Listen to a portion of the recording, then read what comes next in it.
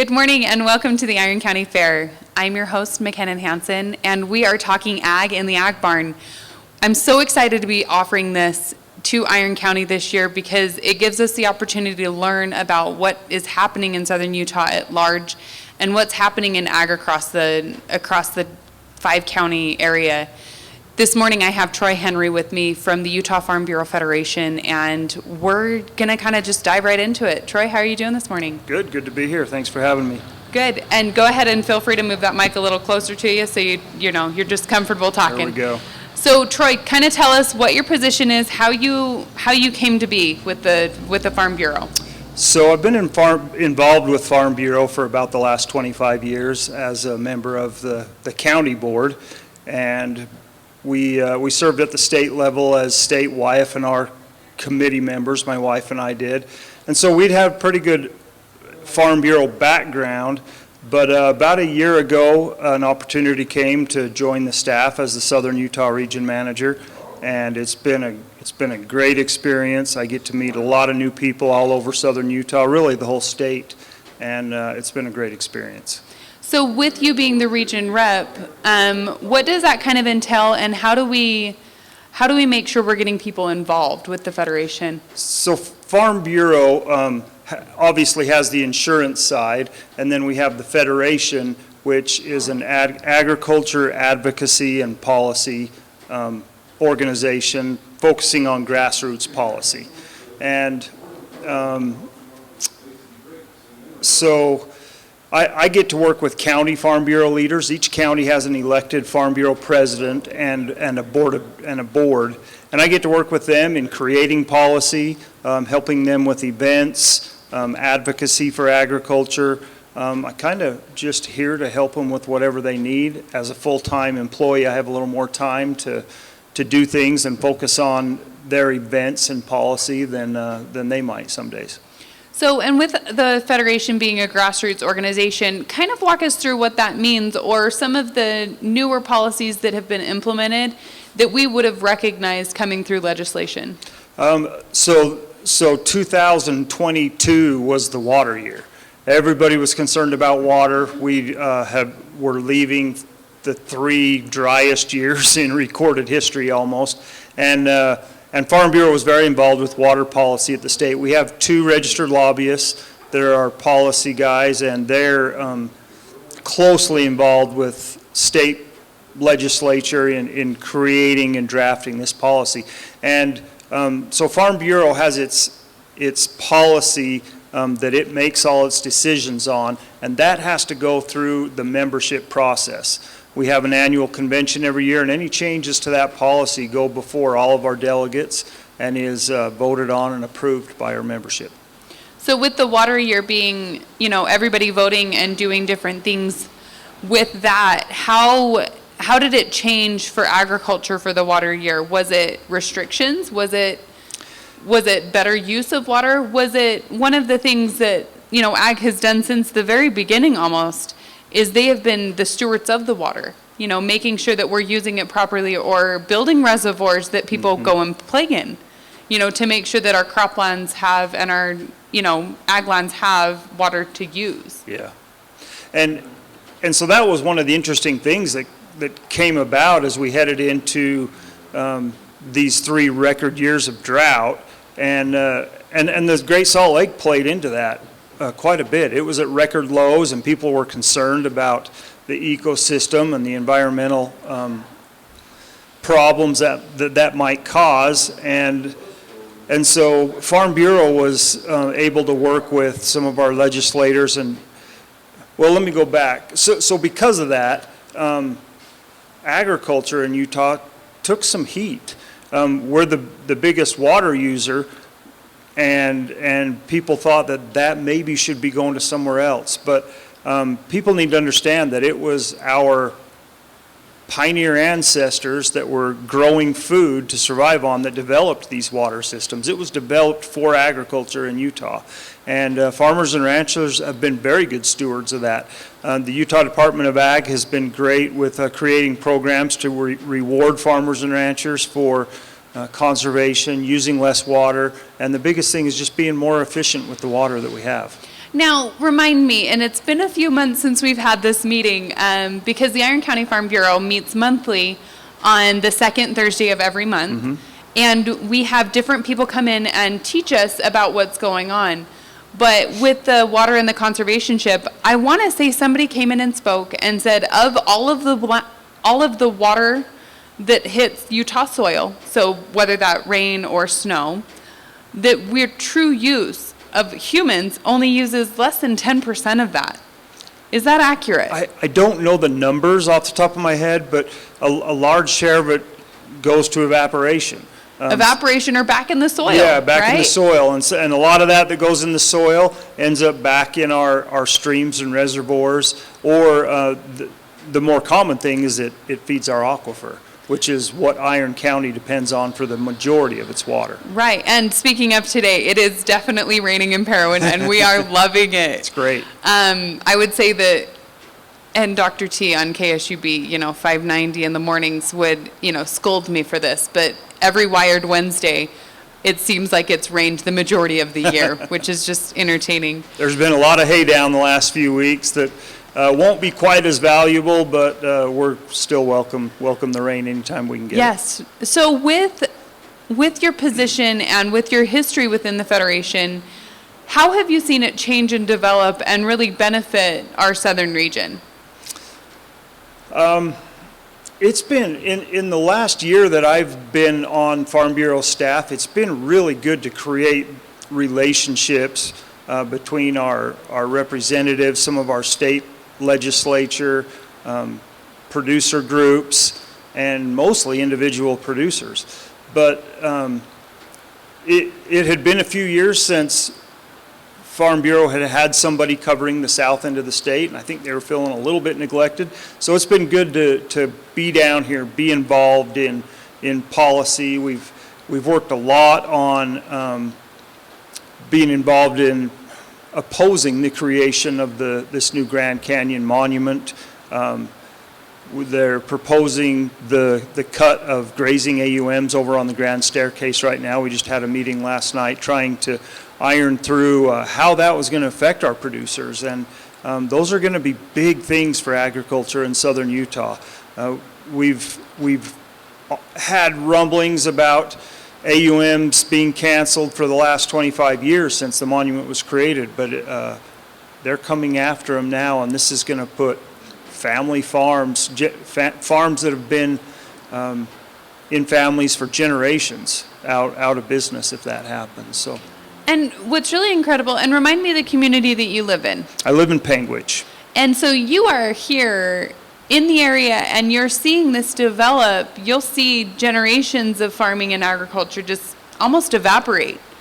And it's not really, I'm going to say it's not really true policy, because all of the animals that go to feed on public lands get consumptive somehow. Oh yeah. I heard the stat the other day. It amazes me that 90% of the beef produced in the United States still comes from family-owned farms. Smaller operations like those that we have here in the area. And without those, we saw what could happen during COVID when supply chains stopped and we weren't able to get food from the traditional resources. Locally grown agriculture is a big deal, especially in today's world. It helps us be self-sufficient, and frankly, it's a national security issue. Well, and at that point, I feel like Southern Utah really felt the push during the pandemic, because we had all the large metro areas coming into our grocery stores because their grocery stores were empty. They were coming to our producers to purchase meat because they couldn't find any meat. We were seeing that, and I would say, and I've said this before, on Wired Wednesday, but to some degree, Utah is one of the last states that could be truly self-sufficient as a state. And Iron County, in the southern county regions, the 8 counties and whatnot, we're really self-sufficient. There's only a few things we're not growing, but we have the ability to still go and grow. A lot of our agriculture in the St. George area has been lost, but that's also a great benefit to be able to produce some of those crops that some states in the Mountain West can't do. Right. With all of the different things, where do you feel the Federation could gain membership or to gain traction through our local communities, how can we help the Federation in making sure that ag stays protected? As many memberships as we can get, and the most involvement with your local farm bureaus at the county level. Scott Stubbs here in Parowan is our county president. He does a wonderful job with his program. Like you said, we have good attendance of those meetings. He meets regularly every month, and just getting involved with the conversation and finding out what the issues are as they surface in these meetings and what we can do as individuals to do that. We've got some really good state and national legislators that are willing to look at things. They're on our side. Unfortunately, this administration hasn't been on our side as far as the federal level. At the federal level, and that's created some hardships on agriculture. I might put you on the spot, but could you name all of the county presidents for us so that people could be able to reach out to them in their respective areas? I think I can get them all here in the South anyway. Yes, the South would be wonderful. So in Beaver County, we have Don and Linda Noyes, and he's been the county president for about a year, but they've been involved with Farm Bureau and agriculture their entire lives. Linda on the insurance side. And then in Iron County, we have Scott Stubbs. Like I said, he does a great job with his program. And in Washington County, we have Sherry Staley Tate. Many of you may know her. She runs an agritourism business in Washington County and does a great job with educating youth and visitors about agriculture and what it takes to be sustainable and to produce the food that we eat. In Paiute County, we have Trevor Barnson. He's also on our state board of directors, and he's very involved with policy that we do throughout the state. In Garfield County, we have Alan Henrie, happens to be my dad. I was going to say a Henry of a Henry. Yeah, he's been involved with soil conservation, Farm Bureau his whole life, and he's good to take on that role and spend his time doing that. And in Kane County, we have Dusty Reese, and she does an amazing job with her program, been very involved with opposing the creation of the new monument in Arizona. And in Wayne County, we have Brian Peterson. Brian Peterson, and he's got a wealth of knowledge about agriculture, has amazing contacts, and just does a good job. It's my hat's off to these guys that volunteer so much of their time for the benefit of all of us, really.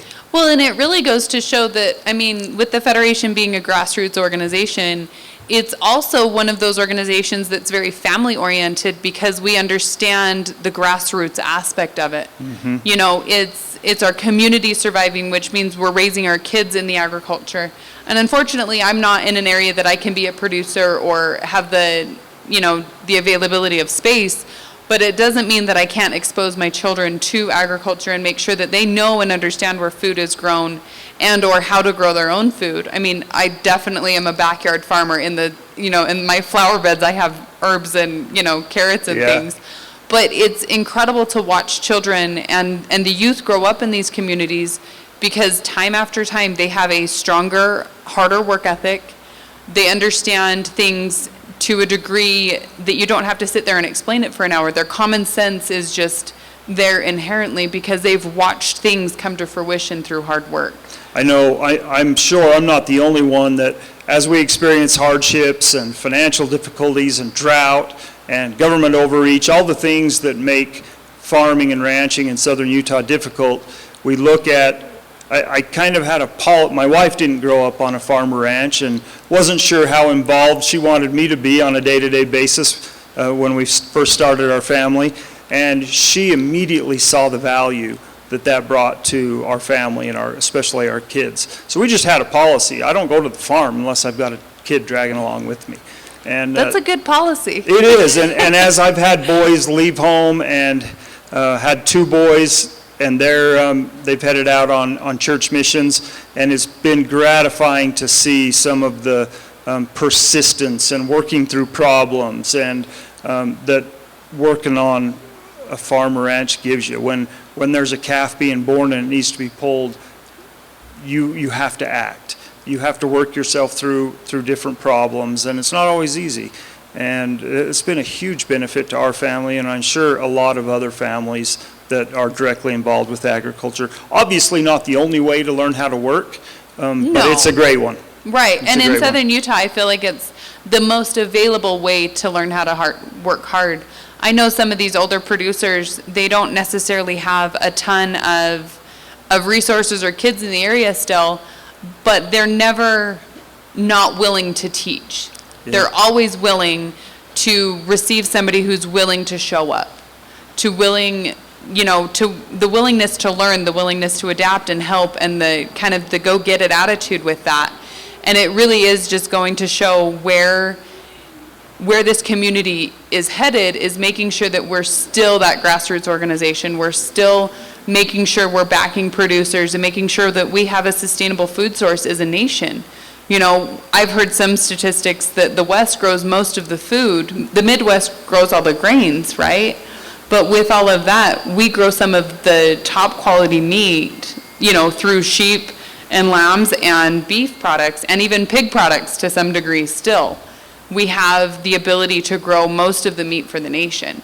We do a good job, and we maybe don't have the numbers that some other states do, but that 2% of our population that's directly involved in agriculture makes a huge contribution.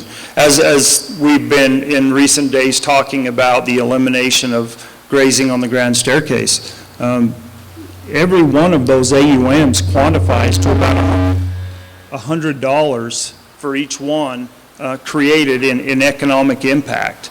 So, you know, you've got your tire shop, your grocery store, your all of these different fuel, you know, gas. They all are affected by agriculture, and they say that dollar spent multiplies itself about 7 times in these rural communities. I was going to say, it's a 7 or a 10% It is, and it's a multiplier. huge, it would be a huge thing to lose that economic driver within these rural communities, and we're on the verge. And it's really important, and that's why, you know, these interviews and these conversations are really important to have so that people become more aware of them.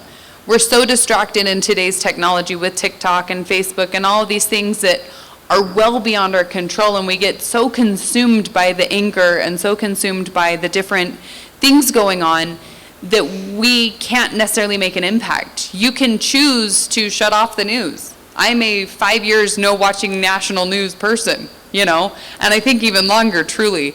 But if you choose to get active in your local, you know, policies and politics and your local things, you can make a change. And at least I've seen the change with the Utah Farm Bureau Federation and getting involved and making sure you're educated about what's going on in those different regions or in your own region, because the awareness just starts with one question. Who are you? What do you do? How do you do it? Well said. Thank you so much, Troy, for joining us. This has been a great opportunity. We hope to see you next year. Thanks for having me. Thanks.